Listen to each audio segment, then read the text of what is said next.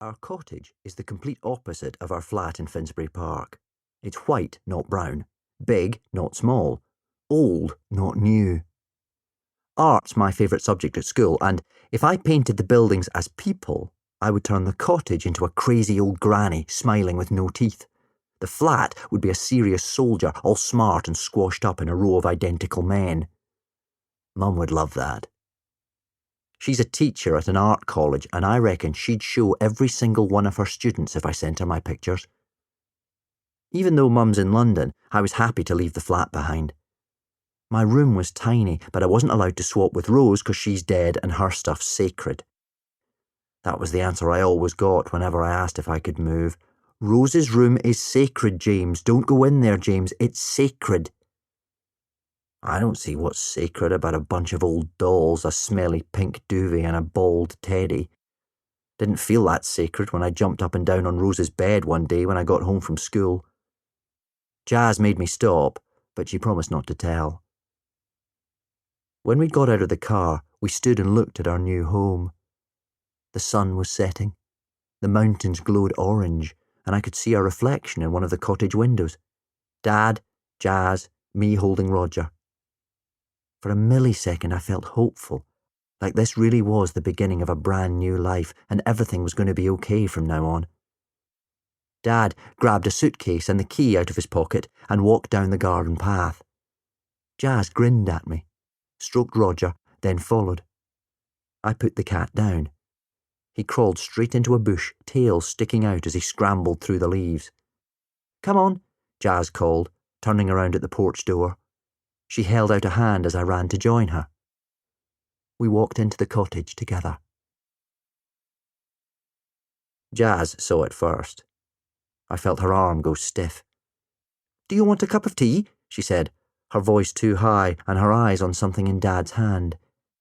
He was crouching on the lounge floor, his clothes thrown everywhere as if he'd emptied his suitcase in a rush. "Where's the kettle?" she asked, trying to act normal. Dad didn't look up from the urn. He spat on it, polishing the gold with the end of his sleeve till it gleamed. Then he put my sister on the mantelpiece, which was cream and dusty and just like the one in the flat in London, and he whispered, "Welcome to your new home, sweetheart." Jazz picked the biggest room.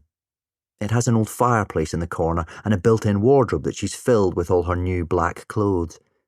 She's hung wind chimes from the beams on the ceiling, and they tinkle if you blow on them. I prefer my room.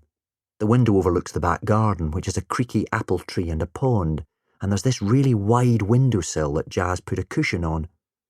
The first night we arrived, we sat on it for ages, staring at the stars. I never saw them in London. All the lights from the buildings and cars made it too bright to see anything in the sky. Here, the stars are really clear, and Jazz told me all about the constellations.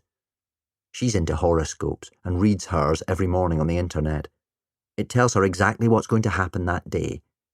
"Doesn't it spoil the surprise?" I asked in London when Jazz pretended to be sick because her horoscope said something about an unexpected event.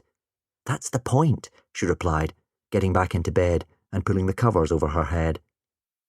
Jazz is a Gemini, the symbol of the twins, which is strange because she's not a twin anymore.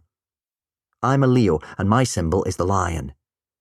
Jazz knelt up on the cushion and pointed at it out of the window.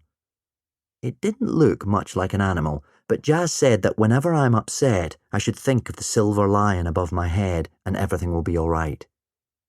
I wanted to ask why she was saying this stuff when Dad had promised us a fresh new start, but I thought of the urn on the mantelpiece, and I was too scared of the answer.